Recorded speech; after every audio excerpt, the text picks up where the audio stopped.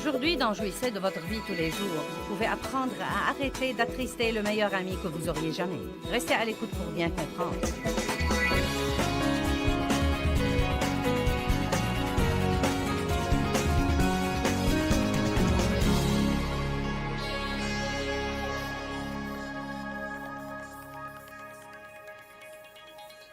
Qu'est-ce qui vous entrave dans votre vie avec Dieu? Peut-être que certains d'entre vous ne se rendent même pas compte que certaines des choses que vous tolérez dans votre vie sont des entraves. Savez-vous que le fait d'être offensé est une entrave pour vous?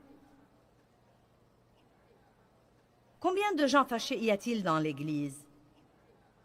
Combien de gens s'asseyent sur les bancs et écoutent un pasteur dont ils sont offensés? Les gens vont à l'Église avec des gens contre qui ils sont fâchés. Le mot « offense » veut dire pierre d'achoppement. Pierre d'achoppement, c'est une situation où nous trébuchons et arrêtons de faire des progrès spirituels. Pourquoi est-ce que le diable fait de gros efforts pour garder tout le monde fâché contre tout le monde et furieux et offensé? Parce qu'il sait que c'est une entrave dans notre vie avec Dieu. Être fâché est une entrave dans votre vie spirituelle. La pensée négative est une entrave dans votre vie avec Dieu. J'étais autrefois une personne très négative. Et quand je me suis mariée avec Dave, ça fait maintenant 40 ans, croyez-moi, j'étais une personne très négative. Non mais vraiment, si j'avais 2 pensées positives consécutives, je ressentais une crampe au cerveau. Et Dave m'a dit un jour, « Qu'est-ce qui ne va pas chez toi? Pourquoi es-tu si aigre et négative à tout propos? » J'ai dit, « Quand on ne s'attend pas à ce que quelque chose de bien se produise, on n'est pas déçu. » C'était mon attitude, parce que j'ai eu tant de souffrances et de déceptions dans ma vie, et j'en étais au point où je croyais vraiment que je me protégeais en m'attendant à quelque chose de mauvais, plutôt que de m'attendre à quelque chose de bien. Vous savez quoi? Si j'ai pu surmonter ma négativité, n'importe qui peut la surmonter, car j'avais un cas sérieux de négativité. Et croyez-moi, cela entrave votre vie avec Dieu. Quand vous êtes négatif, vous devenez un puits bouché. Le flux du Saint-Esprit ne peut pas s'écouler par vous. Pourquoi? Parce que Dieu n'est pas négatif. Il n'y a rien chez Dieu qui soit négatif. Au contraire, tout chez lui est positif. Et si nous voulons avoir la volonté de Dieu dans nos vies, nous devons nous accorder avec Dieu. Accordez-vous avec Dieu. Nous devons faire attention à notre style de vie, faire attention à nos pensées, faire attention à nos paroles. Nous devons garder notre cœur diligemment, car de lui sont les issues de la vie. Dieu ne dit pas qu'il enverra un ange pour garder votre cœur et pour garder mon cœur. Il dit « Gardez votre cœur et gardez-le diligemment ». Cela veut dire que nous ne devons pas permettre aux offenses d'entrer dans notre cœur. Vous savez, vous seriez étonnés si je prêchais ce soir sur les conflits et les offenses, et si je priais pour les gens à la fin, et je vous dis la vérité, car j'ai fait ça pendant tant d'années, et j'ai vu la même chose partout où que je choisissais de prêcher sur ce sujet, et que je disais à la fin de mon message, tous ceux qui ont été convaincus ce soir que oui, il y a quelqu'un contre qui vous êtes fâchés, que oui, vous avez une offense dans votre cœur, levez-vous et je vais prier pour vous. Je n'ai jamais vu moins de 80% de l'audience présente se lever. Jamais. Pas étonnant que nous ne voyions pas la puissance de Dieu affluer.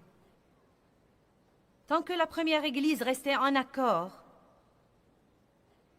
elle avait une puissance énorme. Mais oh, Satan travaille si dur pour nous dresser les uns contre les autres. Quelqu'un dit, eh bien, tu sais, je crois au baptême des adultes. Et quelqu'un d'autre dit, eh bien, je crois au baptême des bébés. Donc maintenant, tout à coup, ils se fâchent l'un contre l'autre. Vous savez ce que je leur dis? Il suffit de vous faire baptiser.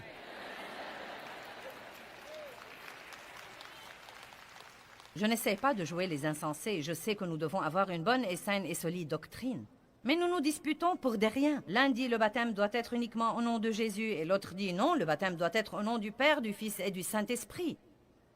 Si ça vous tracasse, dites à ce moment-là, je vous baptise au nom du Père, du Fils et du Saint-Esprit et au nom de Jésus. Vous savez quoi?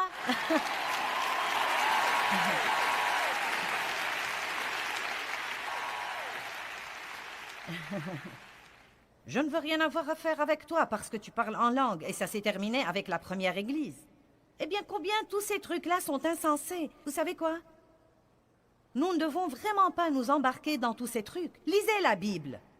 Ne laissez pas les doctrines des hommes contrôler votre vie et lisez la Bible. Paul dit, n'empêchez personne de parler en langue. Et il dit, je rends grâce à Dieu de ce que je parle en langue plus que vous tous. Qu'allez-vous donc faire de ces versets? Eh bien, mon Église dit, eh bien, que dit Dieu? Allez maintenant, je n'essaye pas de vous exaspérer, mais s'il le faut, vous savez.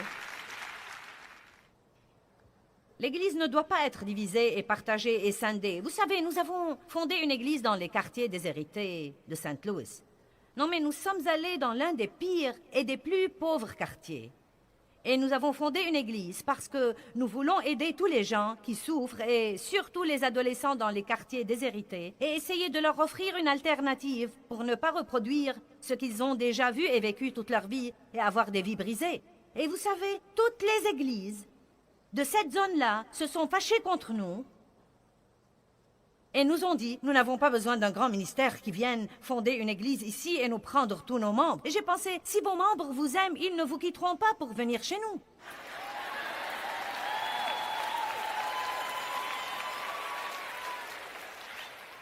Personne ne peut vous voler vos moutons si vous les nourrissez bien.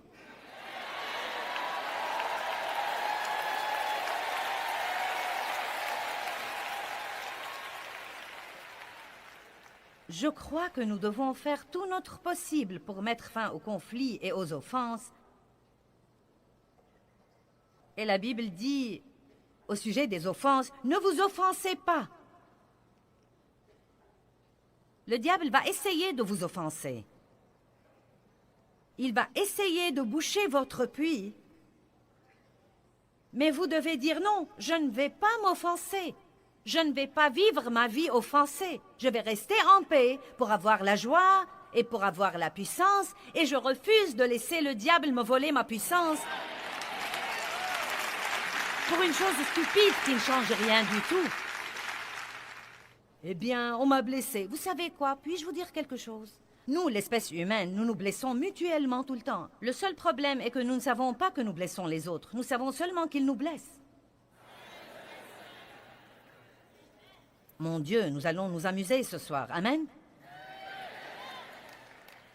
Maintenant, je veux vous parler spécifiquement ce soir d'attrister et d'éteindre le Saint-Esprit, parce que ce sont deux points dans la Bible que nous devons prendre très au sérieux. Regardons donc Éphésiens 4:30. Et n'attristez pas, n'offensez pas,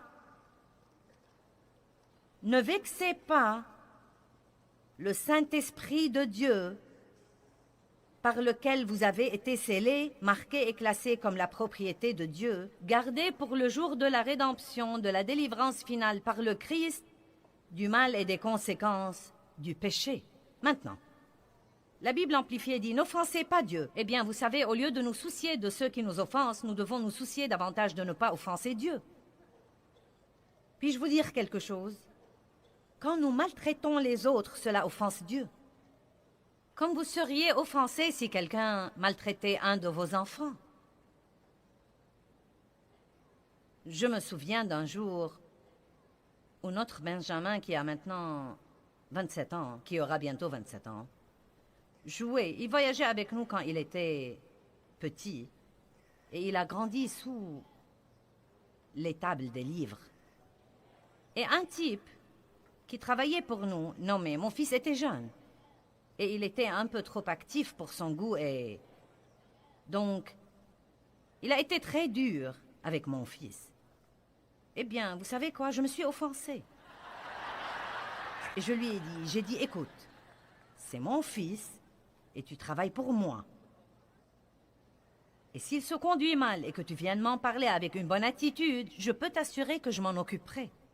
Mais si tu veux travailler pour moi, ne sois pas brutal envers mes enfants. Maintenant, si c'est ce que ça m'a fait, et vous savez tous que ça vous ferait la même chose, qu'est-ce que ça ferait à Dieu de nous voir brutaux envers les autres ou de nous voir maltraiter les autres. Et vous savez, nous laissons parfois passer ces trucs et nous ne croyons pas qu'il y a de mal à faire ça. Hein. Et nous nous demandons si nous sommes appelés à aller en Afrique ou en Inde et des choses comme ça.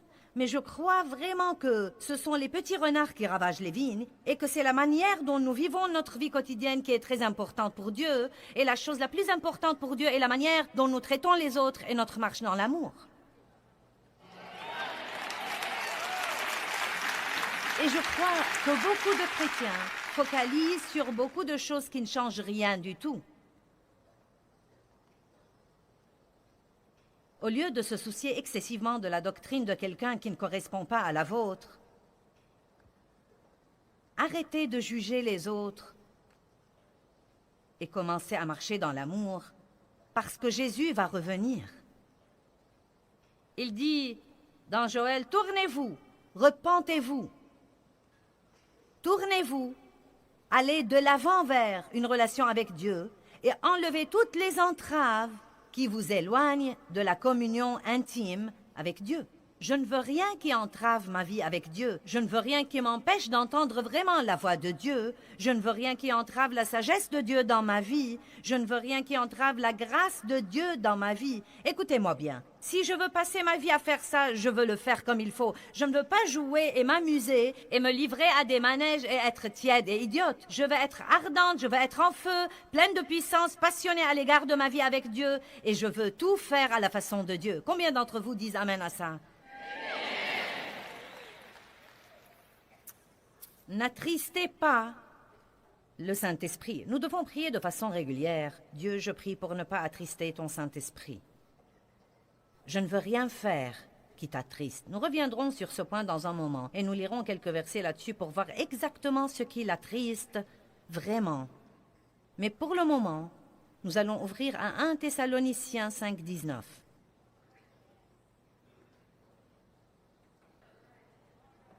« 1 Thessaloniciens 5, 19 dit « N'éteignez pas, ne réprimez pas, ne domptez pas le Saint-Esprit. » Et le verset 20 dit « Ne méprisez pas les dons et les paroles des prophètes.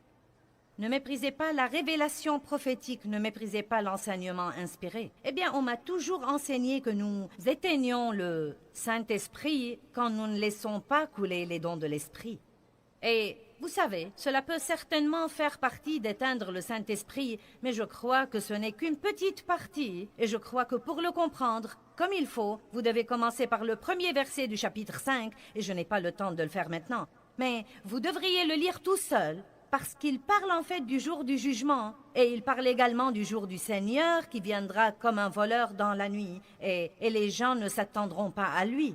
Vous savez, ce peut être un temps où les gens croiront que tout est magnifique et flotteront dans leur petit bateau. Et tout à coup, Jésus reviendra. Et ensuite, il nous dit, voilà donc la façon dont vous devez vivre. Et il nous donne une liste des choses que nous devons faire. Nous reviendrons sur ce point dans un moment. Dans l'évangile de Jean, chapitre 7, verset 37, Jésus dit, « Des fleuves d'eau vive couleront de votre ventre. » Waouh! De votre ventre coulera la puissance. De votre ventre coulera la vie. De votre ventre coulera l'eau vive qui peut étancher la soif de ceux qui vous entourent. Il devrait y avoir un flux dans nos vies. Non pas une entrave, mais un flux où il n'y a rien qui puisse nous boucher. Il vous suffit de penser à un tuyau d'écoulement bouché. Ceci est très énervant. Nous allons parfois dans des hôtels et j'ouvre le robinet et je n'ai qu'un mince filet d'eau. Je déteste surtout quand la canalisation est bouchée et que l'eau ne s'écoule pas parce que le tuyau est presque totalement bouché et que vous devez passer 15 minutes pour essayer de retirer un peu d'eau du lavabo. Alors que ça ne prend que peu de temps normalement. Eh bien, vous savez, il y a là-dedans tout ce rebut qui ne devrait pas être là. Et c'est rouillé et répugnant parce que ça n'a pas été nettoyé comme il faut. Ou quand vous ouvrez la porte du frigo et que vous pensez « Oh mince alors, qu'est-ce que c'est ?» Et vous fermez la porte et vous espérez que ce sera parti quand vous reviendrez. Vous revenez le lendemain et... Ouh, oh. Je vais vaporiser un désodorisant là-dessus. Nous avons vaporisé assez de désodorisant sur nos péchés. Nous devons démonter la chose et la nettoyer et découvrir ce qui ne va pas et le régler. Nous devons essayer de nettoyer nos tuyaux et les déboucher des trucs pour avoir le flux du Saint-Esprit dans notre vie personnelle. Écoutez-moi bien, les chrétiens sont censés être heureux. Et si vous êtes offensé, vous n'allez pas être heureux. Si vous êtes fâché, vous n'allez pas être heureux. Si vous êtes rempli d'amertume ou de ressentiment, vous n'allez pas être heureux. Et si vous maltraitez les gens, vous n'allez pas être heureux. Un des meilleurs signes d'être là où nous devons être avec Dieu, c'est quand nous pouvons vraiment dire « Je possède la vraie joie et ma joie n'est pas basée sur mes circonstances et ma situation. Je suis vraiment heureux en Jésus. » Systématiquement. J'ai passé des années où toute ma joie était liée à mes circonstances. J'avais un christianisme de yo-yo. Ma joie haussait et baissait selon mes circonstances. Elles étaient en haut, en bas, en haut, en bas. Si j'avais du courrier dans ma boîte aux lettres au bureau, ma joie haussait. Si j'avais un engagement pour prêcher, ma joie haussait. Si j'avais une grande foule, ma joie haussait. Et si je n'avais pas de foule, ma joie baissait. Si je n'avais pas de courrier, ma joie baissait. Si personne n'a aimé mon message, ma joie baissait. Et si tout le monde l'a aimé, ma joie haussait. C'est épuisant de vivre de cette façon, parce que le diable peut jouer avec vos circonstances, mais il ne peut pas atteindre votre cœur. Amen. Parlons maintenant de certaines choses qui attristent Dieu. Combien d'entre vous vont décider ce soir de ne pas attrister Dieu? Bien. Savez-vous que la crainte attriste Dieu? Eh bien, je n'y peux rien, je crains vraiment. Allons, allons, allons, allons. Dieu ne vous aurait pas dit, ne craignez pas, si vous n'y pouviez rien. Tout d'abord, rendez-vous compte que quand Dieu dit ne craignez pas, il ne parle pas d'un sentiment. Il parle d'une décision. Vous pouvez ressentir l'émotion de la crainte et ne pas craindre, parce que la crainte veut dire reculer et prendre la fuite. La crainte veut dire chercher à éviter ce que vous savez que vous devez faire. La Bible ne dit pas ne frissonnez pas, ne tremblez pas, ne suez pas. Elle dit ne craignez pas. Vous pouvez faire beaucoup de choses en tremblant.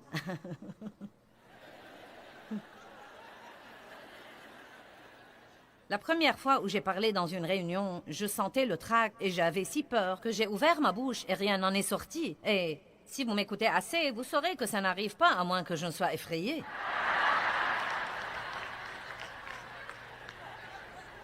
La première fois où j'ai prêché avec un interprète, cela m'a intimidée. J'étais effrayée. Mais vous voyez ce qu'il y a, c'est que j'ai un témoignage. Je suis toujours là. Je n'ai pas reculé, je n'ai pas pris la fuite, je n'ai pas cédé. Je l'ai fait même si j'ai dû le faire en ayant peur. Et il y a des problèmes dans votre vie auxquels vous devez faire face et arrêter de les fuir. Il y a des personnes dans votre vie que vous devez affronter et arrêter de les laisser vous marcher sur les pieds et vous manipuler et vous contrôler. Allez maintenant. J'ai vraiment peur, j'ai peur. Eh bien, votre peur attriste Dieu. Il y a tant de choses que les gens cherchent à éviter à cause d'un sentiment de crainte. Vous devez arrêter d'écouter vos sentiments et consulter votre cœur et voir ce que Dieu veut que vous fassiez. Il y a des gens qui restent toute leur vie dans un travail qu'ils détestent absolument parce qu'ils n'ont pas le courage de faire un pas de foi et d'essayer autre chose. Toujours la même chose, toujours la même chose. Ils prennent le même chemin pour aller au travail, ils parlent aux mêmes personnes.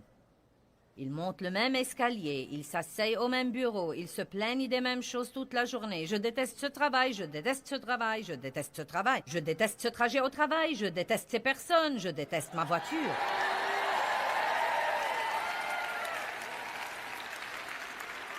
Est-ce que je dis la vérité à quelqu'un d'entre vous? Maintenant, écoutez-moi. Vous savez, très souvent, nous n'aimons pas là où nous sommes. Dieu, je ne sais pas pourquoi tu ne me fais pas quelque chose. Qu'a dit Dieu à Josué? Tout lieu que foulera la plante de votre pied, ce lieu-là sera à vous. Eh bien, vous savez, si je sais qu'il y a un autre travail que j'aimerais mieux et j'en serai satisfait, je quitterai celui-ci. Ce n'est pas de la foi. Parfois, la raison pour laquelle les gens se sentent si déchirés dans leur vie, c'est qu'ils restent accrochés à une chose qui est bien finie pour Dieu depuis 10 ans.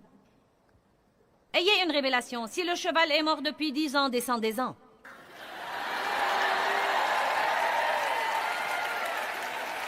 Il est temps de descendre et de faire un nouveau parcours.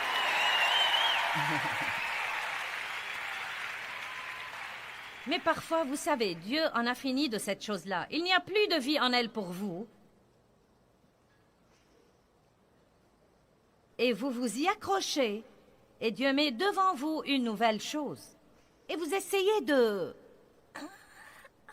Oh, mais Dieu la gardera hors de votre portée jusqu'à ce que vous lâchiez l'autre. Oh, mais vous ne voulez pas la lâcher parce que vous voulez prendre celle-là et la regarder et l'examiner, vous en faire une opinion et ensuite regarder celle-ci et regarder celle-là et regarder celle-là. Et cela ne demande pas de la foi. Sans la foi, il est impossible d'être agréable à Dieu. Vous attristez l'Esprit de Dieu quand vous laissez la crainte vous voler votre destinée. Dieu est avec vous. Par conséquent, vous ne devez pas craindre. Et vous n'expérimenterez jamais la fidélité de Dieu si vous ne faites pas un pas de foi.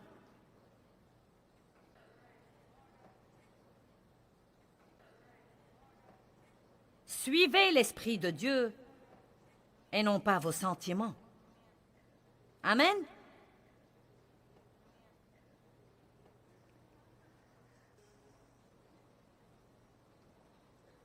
La crainte attriste Dieu. Une autre chose qui attriste Dieu, c'est les paroles vaines, stupides, inutiles, impuissantes, négatives. Oh. Proverbe 18, 21.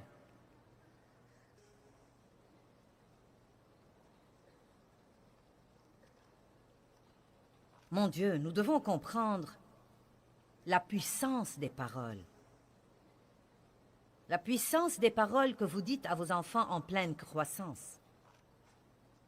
La puissance des paroles que vous dites de vos enfants en pleine croissance. La puissance des paroles que vous dites vous-même, de votre avenir, de vos capacités, de vos talents, de vos dons. Ne dites jamais « je ne peux rien faire comme il faut ». Ne dites jamais « je n'arriverai jamais à rien ». Ne dites jamais à vos enfants « oh, vous n'arriverez jamais à rien ». Oh, c'est une mauvaise chose à dire. Et si ça vous échappe et que vous dites quelque chose comme ça dans la colère, vous devez dire vite « oh Dieu, pardonne-moi, pardonne-moi, pardonne-moi, j'implore le sang de Jésus sur ces paroles ». Parce que les paroles contiennent de la puissance. Pourquoi croyez-vous que vous m'écoutez parler ce soir? Parce que les paroles que je prononce sont les paroles de Dieu et elles ont une puissance extraordinaire et inhérente à elles. Et ce n'est vraiment pas que vous aimez ma voix ou que vous aimez m'écouter parler. C'est la puissance qui est dans la parole de Dieu qui vous a fait venir ici parce qu'elle va pénétrer dans votre cœur et elle va changer votre vie.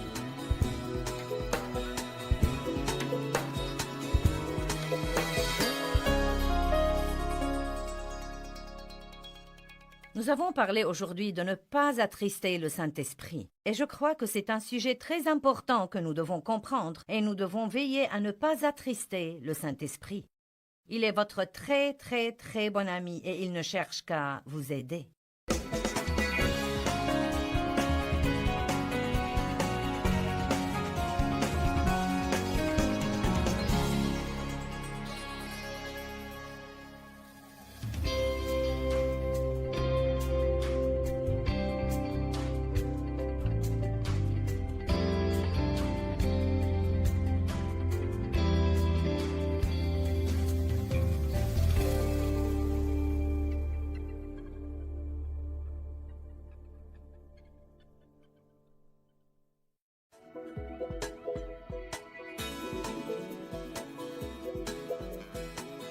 Aujourd'hui, vous allez découvrir que les paroles contiennent de la puissance et apprendre à les utiliser pour changer votre vie.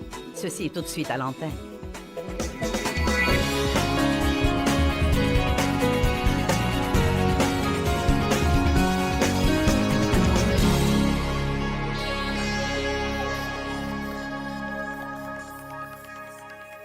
Je crois qu'il y a des messages que nous devons écouter tant que nous sommes vivants, au moins 2 ou 3 fois par an. Même si vous croyez que vous les connaissez, vous devez les écouter plusieurs fois. Et parmi ces messages, les messages sur la pensée, les messages sur la vie dans le fruit de l'esprit sont parmi ces messages aussi, et l'importance de manifester ce fruit. Et il y a des tas de ce genre de messages, mais l'un d'entre eux est l'enseignement sur la bouche. L'enseignement sur la puissance des paroles. Ça me stupéfie. J'y pensais aujourd'hui. Combien d'années je suis allée à l'église? Non, mais des années et des années, sans jamais écouter un message sur la puissance des paroles. Jamais, pas une seule fois. Donc, j'attristais le Saint-Esprit tout le temps. Je disais des choses qui entravaient complètement les anges qui, d'après la Bible, sont envoyés pour aider les héritiers du salut. Je disais des choses qui les empêchaient complètement de m'aider. Je ne savais pas ce que je faisais parce que personne ne me l'avait dit. Maintenant, il y a probablement des personnes ici ce soir qui n'ont jamais entendu parler de ce que je vais vous enseigner. Beaucoup d'entre vous en ont déjà entendu parler, mais une des choses les plus difficiles, sinon la chose la plus difficile à laquelle nous sommes confrontés tous les jours, c'est d'essayer de contrôler notre bouche.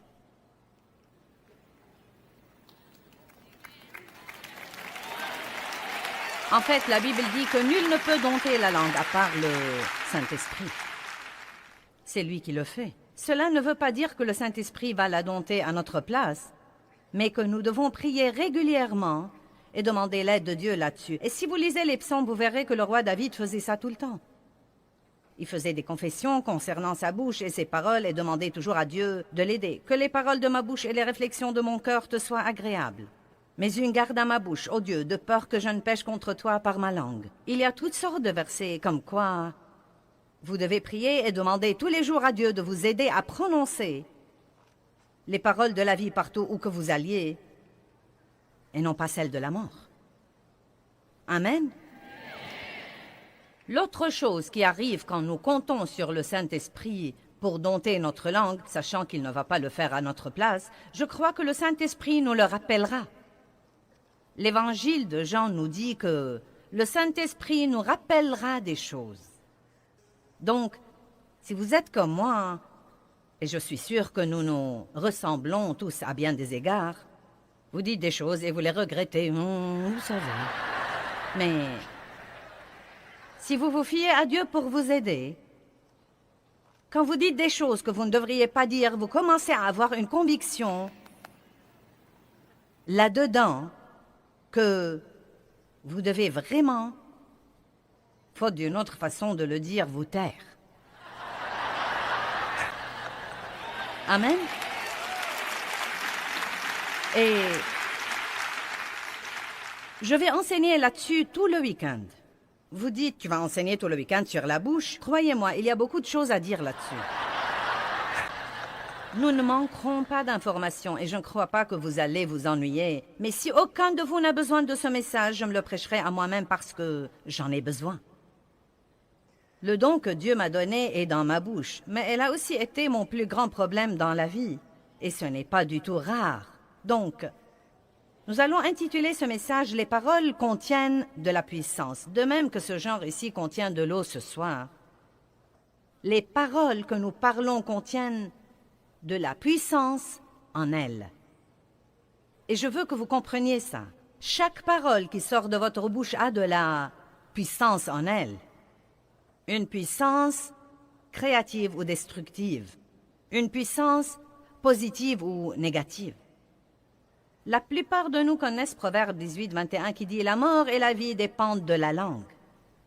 Maintenant, c'est un verset sensationnel. La mort et la vie dépendent de la langue. Je crois que je dois faire attention à mes téléspectateurs en ce moment et m'assurer que vous m'aviez bien entendu. La mort et la vie dépendent de la langue. Amen.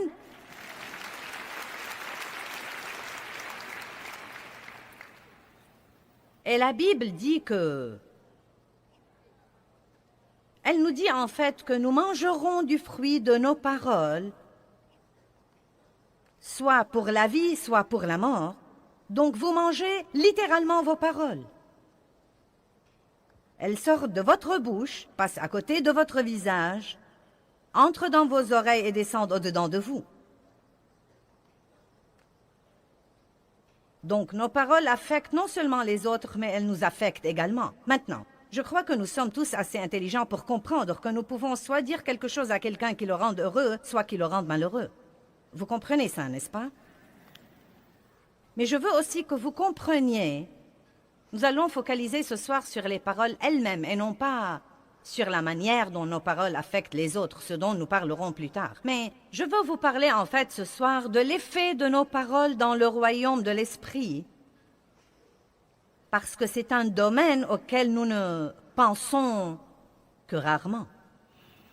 Je me souviens, il y a plusieurs années, il y a très longtemps que j'étais dans une situation difficile et je travaillais pour des gens qui étaient difficiles à vivre. Je ne sentais pas qu'ils me traitaient comme il faut. Et plusieurs personnes au travail avaient le même problème que moi. Et donc nous sommes tombés dans le même piège dans lequel tombent les gens, bien que nous soyons chrétiens et... Vous savez, yak, yak, yak, yak, yak, yak, yak, yak, yak.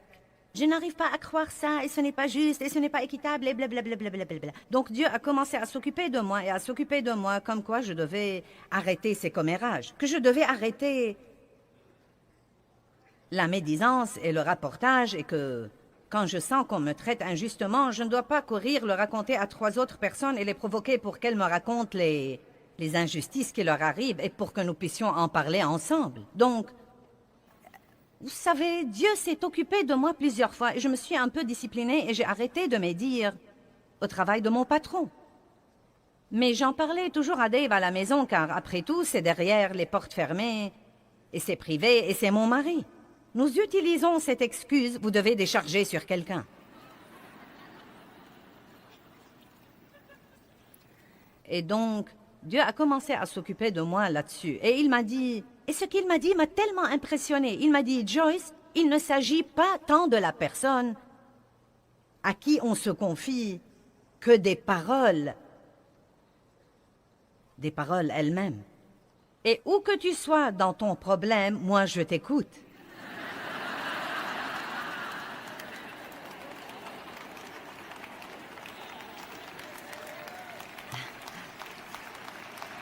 Amen.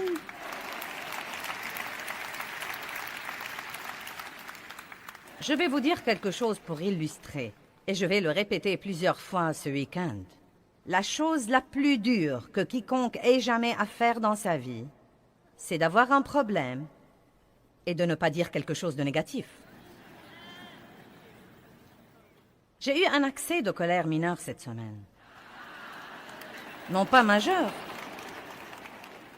mais mineur. Une colère qui a duré 5 à 7 minutes. Mais quand j'ai fini, j'ai dû me repentir de mes commentaires négatifs et de mon attitude négative. Et je me suis dit que c'était drôle car je me préparais à prêcher là-dessus. Vous savez, le diable aurait aimé que je culpabilise trop pour monter en chair et prêcher là-dessus, mais je ne supporte pas ces trucs, donc je vais vous le dire carrément. Vous savez, je dois combattre ça comme tous les autres. Mais vous savez ce que j'ai décidé dans ma vie? La bonne nouvelle est qu'il y a 10 ans, ma colère aurait duré 3 semaines.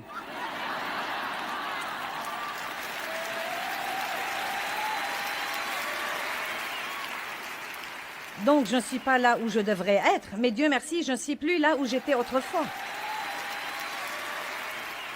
Je fais des progrès. Et vous savez, quand nous piquons une crise de colère, nous disons les choses les plus stupides qu'on puisse dire. Non, mais des trucs vraiment stupides. Par exemple, personne ne m'aime.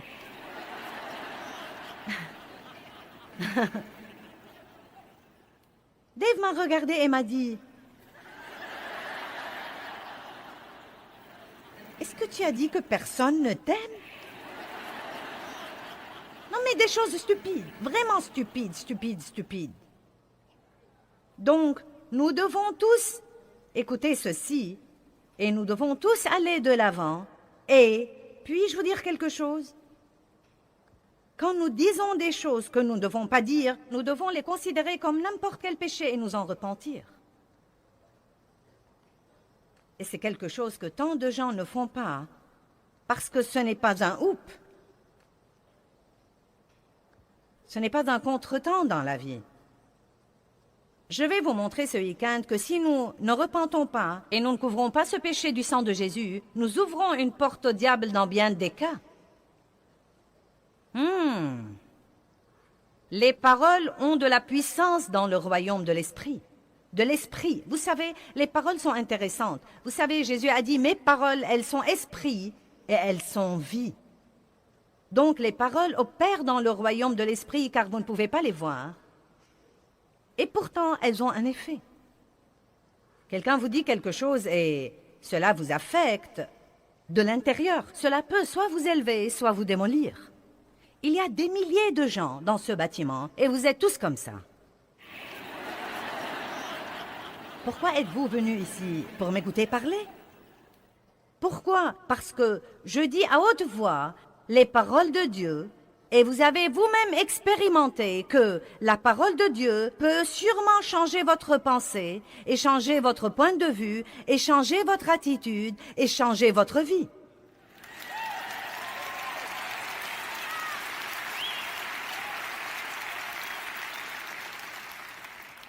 Dieu nous a donné un don qui est très précieux, sa parole. La parole de Dieu est le plus grand don que nous ayons. Et que vous le sachiez ou non, vous avez déjà écouté beaucoup de la parole ce soir. Nous avons chanté la parole, nous avons exhorté avec la parole. Même quand je vous ai parlé de notre matériel spirituel, j'ai dit que ce matériel contenait la parole pour que vous puissiez le prendre chez vous sur une bande et continuer à être élevé et changé. La Bible nous dit que Dieu a un bon plan pour votre vie, mais que votre pensée doit être complètement renouvelée par la parole de Dieu pour voir ce plan se réaliser. Je rends grâce à Dieu pour sa parole. 2 Corinthiens 3, 18 dit, « Si vous demeurez dans ma parole, vous serez transformés et changés en l'image de Dieu, de gloire en gloire en gloire. » Jésus dit, « Si vous demeurez dans ma parole, vous connaîtrez la vérité, et la vérité vous affranchira et vous libérera. » Il y a tant de merveilleuses promesses concernant la parole. Parlons des paroles que nous parlons et des anges. Combien d'entre vous croient que Dieu vous a assigné des anges dans votre vie pour vous aider et vous protéger?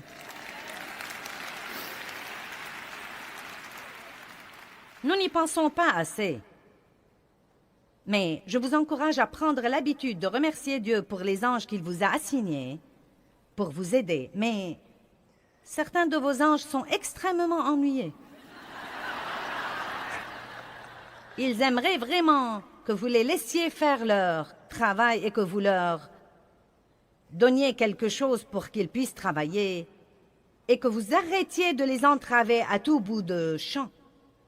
Maintenant, Psaume 103, 20. « Bénissez l'Éternel avec amour, avec reconnaissance, vous ses anges, qui êtes puissants en force et qui exécutez... »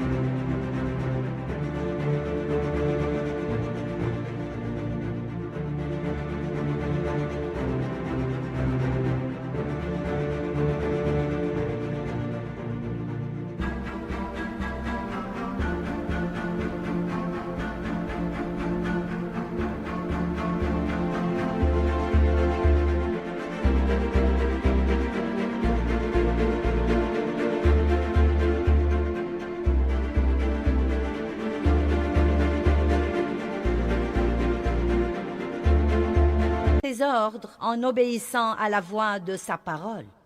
Maintenant, qu'écoutent les anges, à votre avis? La parole de Dieu. À quoi prêtent-ils l'oreille? Qu'est-ce qui les touche? Qu'est-ce qui les motive? Qu'est-ce qui les incite à travailler? Non pas les murmures, non pas les plaintes, non pas le ronchonnement, non pas les critiques, non pas les commérages, non pas le rapportage. La parole de Dieu. Ils prêtent l'oreille à la parole de Dieu. Hébreux 1,14 dit que ces anges ont été donnés par Dieu à tous ceux qui ont hérité le salut. Que tout le monde dise « c'est moi ». Maintenant, est-ce que vous comprenez ce que je dis? Si vous voulez que vos anges vous aident, vous devez leur donner quelque chose pour qu'ils puissent travailler. Et donc, la meilleure chose que nous puissions faire si nous avons des ennuis, c'est de dire « je crois la parole ». Je crois que la parole de Dieu est vraie, que ses promesses sont vraies. Vous devez connaître assez de la parole pour pouvoir dire « Dieu a dit ». Dites quelque chose de la parole qui s'applique à votre situation. Je ne dois pas craindre parce que Dieu est avec moi. Ou bien, selon le cas, Dieu pourvoira à tous mes besoins selon ses richesses en gloire par le Christ. Et non pas si vous perdez votre travail. « Oh, j'ai perdu mon travail, que vais-je faire? Tous mes espoirs sont anéantis, je suis sans le sou, je ne sais pas ce que je vais devenir, je n'aurai jamais de chance. » Et donc, vous savez, les anges sont comme...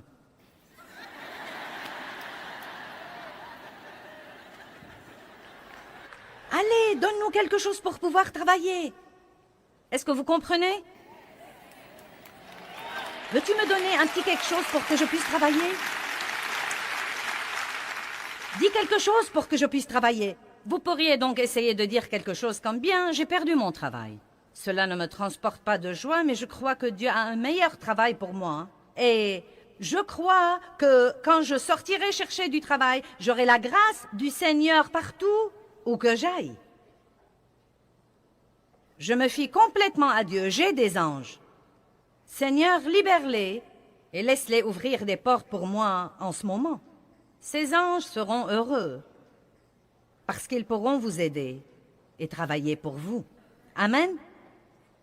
Maintenant, je vais vous le dire en avance. Quand vous êtes vexé, bon sang, c'est dur. Parce que tout en vous veut parler de ce que vous ressentez.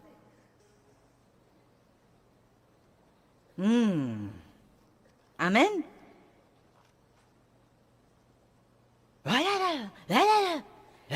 J'en ai vraiment assez.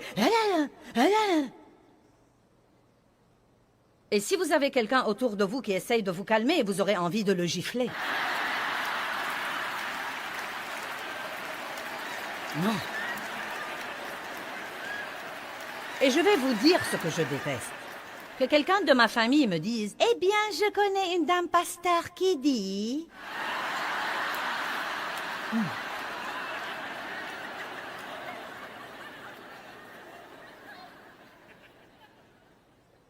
Mais vous savez quoi? Je suis si reconnaissante pour tous ces messages que j'avais prêchés encore et encore et encore et encore, et pour cette parole qui m'aide maintenant, au moins après 30 ans, à ne perdre le contrôle que pour 5 à 7 minutes au lieu de le perdre pour 3 semaines. Et vous savez, à comprendre que c'est mauvais et que je dois vraiment me repentir et que je dois me corriger. Et je crois que d'ici 4 ou 5 ans, ces 7 minutes se réduiront à 2 et qui sait, peut-être qu'un jour viendra où j'aurai le contrôle total, je ne sais pas. Mais c'est peu probable tant que je suis dans ce coup charnel, mais je vais vous dire une chose. Je ne veux pas une bande d'anges paresseux qui me suivent partout sans rien faire, parce que je les entrave constamment avec les trucs stupides que je dis. Je veux que vous compreniez ceci. Les paroles ont de la puissance dans le royaume de l'esprit et Dieu vous a donné de l'aide. Il vous a assigné des anges et les anges ne sont pas de petits gros bébés avec des ailes. Non, mais les dessins que nous voyons des anges, non, mais sont si ridicules. Oh! Je ne le crois pas. Non, mais ce sont des anges puissants, guerriers, qui mesure 3 mètres et demi à 4 mètres et demi. En fait, je vais vous raconter une histoire. Vous pourriez la croire si vous avez assez de foi. Je n'ai pas vu ça, mais je crois à l'homme qui l'a raconté, car je ne pense pas qu'il savait assez pour l'inventer. Un homme est venu à une de mes réunions à Phoenix avec sa femme. Il n'était pas croyant. Il est venu... C'était son cadeau d'anniversaire à sa femme. Il l'a amené, il est venu avec elle. Et pendant la louange et l'adoration, elle a dit qu'il a commencé à sangloter. Et elle lui a dit, « Qu'est-ce qui te prend? » Il lui a dit, « Tu n'as pas vu ça? Tu n'as pas vu ça? » Et elle lui a dit, « De quoi parles-tu précisément? » Il a dit, « De toute façon, l'histoire ressemble à ça. Je portais du blanc ce soir-là, et quand je suis sortie... » Écoutez, maintenant. Quand je suis sortie, a-t-il dit, tous ces hommes très grands sont en fait sortis avec moi, et ils étaient tous vêtus en blanc également. Il a dit, je n'y ai pas trop pensé, j'ai cru que c'était la chorale. Et donc il a dit, quand Joyce est montée en chair pour prêcher, pour dire quelque chose, chaque fois qu'elle venait dire quelque chose, tous ces types la suivaient et venaient et formaient un demi-cercle autour d'elle. Mais il a dit qu'il retirait ses épées et qu'ils étaient au garde à vous.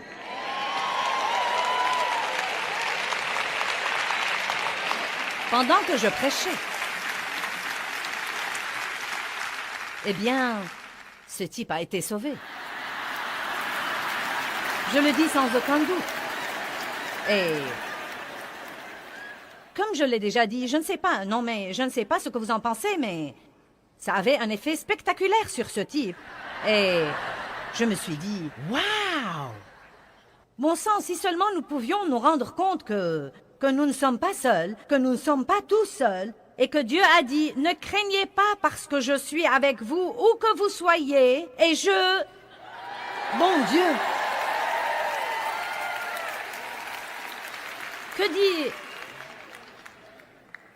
Que dit-il là? Écoutez. Écoutez avec soin, car il ordonnera à tous ses anges de t'accompagner et de te défendre et de te garder dans toutes tes voies d'obéissance et de service. Et ils te porteront sur les mains, de peur que ton pied ne heurte contre une pierre. Tu marcheras sur le lion et sur l'aspi, et tu fouleras le lionceau et le dragon. Wow! Mais n'oublions pas le psaume 103:20. Il prête l'oreille à la parole. Nos paroles ont donc un effet dans le royaume de l'esprit. Philippiens 2 dit, travaillez à votre salut avec crainte et tremblement. C'est dans Philippiens 2, 12 et 13. Travaillez à votre salut avec crainte et tremblement. Travaillez à, et non pas travailler pour.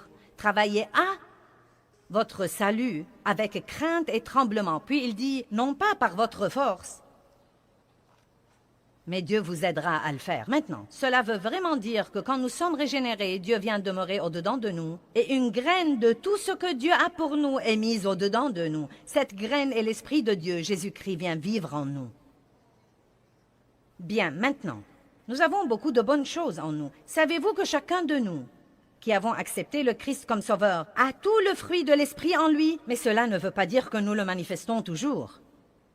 N'est-ce pas? Nous avons le tout en nous. Il est en nous.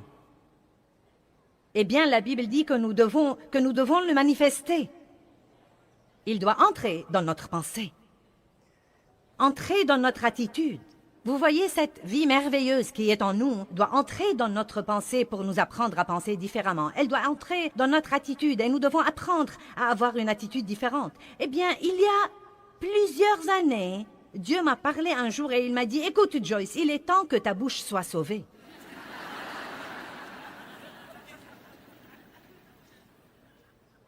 Mon salut n'avait pas encore atteint ma bouche. Qui sait ce que je veux dire par là? Vous voyez? Je n'avais pas l'air sauvé.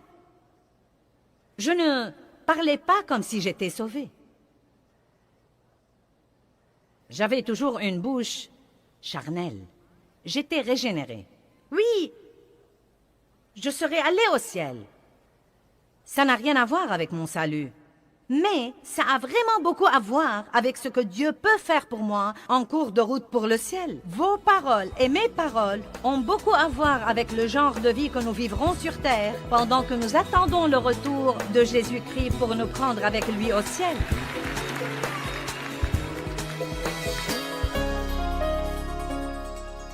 Eh bien, Jacques 4,2 dit « Vous n'avez pas parce que vous ne demandez pas ». Et ça m'a vraiment changé la vie quand j'ai découvert que je ne devais pas travailler aux choses et essayer de faire qu'elles se produisent et que je pouvais les demander à Dieu.